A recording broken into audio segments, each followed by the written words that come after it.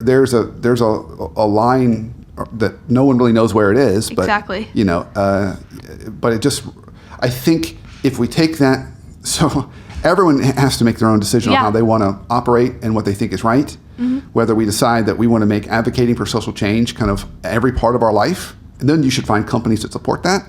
Or if you decide that, I really want to kind of keep that to my private life and keep my kind of public life kind of focused on my job, you make that decision too. But I think regardless, you got to recognize there's a lot of blurry lines. Yeah. You post stuff in your free time, people are going to read about it. I'll give you another good example. I had a client of mine several years ago, and she said she was Facebook friends with one of her direct reports. And she knows her direct report was just kind of making a lot of just upset, negative comments about elections and election cycles. And so then she started saying, I think the direct report's like not in a good place. I was going to promote her, but now I don't want to because she seems really stressed out. Yeah. So, we're kind of being watched in lots of areas, and we have to ask ourselves, what's that reflecting on us? Mm-hmm. So what do you think? Do you think your view is one that all your friends would hold? Would they hold different views? What perspective? Because I do find that the lines can vary generationally. Yeah, I was actually about to bring up the same thing. Just how have you seen it vary generationally? For me, I feel like my generation, well, it's kind of interesting. I'm not a millennial, but I'm not a Gen Z. Really, I'm like right in between. They call it Zillennials. What is this called now? A Zillennial. It's like right in between. Zillennial? Mm-hmm. I think... I want to make sure I'm pronouncing it right because this is now your new nickname. I know. At dinner. I hate this. I hate that I told you this. But... I can't wait to tell your brothers. Will you please call the Zillennial down to dinner? Okay. Thank you.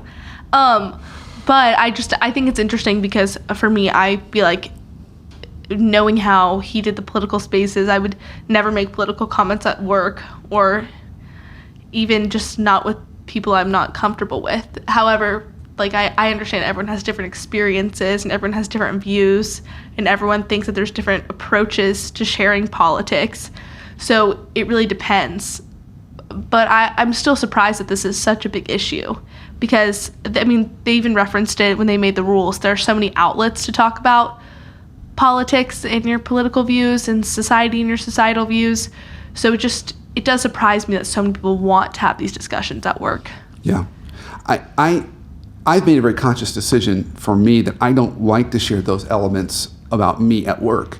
Not because I'm concerned about how people react necessarily, but it's because I'm concerned that they won't hear my message that I'm trying to say because they're going to label me a certain way. Yeah. Immediately, whether I say I'm a hardcore Democrat or I'm a hardcore Republican or somewhere in between, people are who are on the other side of that spectrum are going to say, oh, well, then he's not like me, and that I don't have anything to do with what he has to say.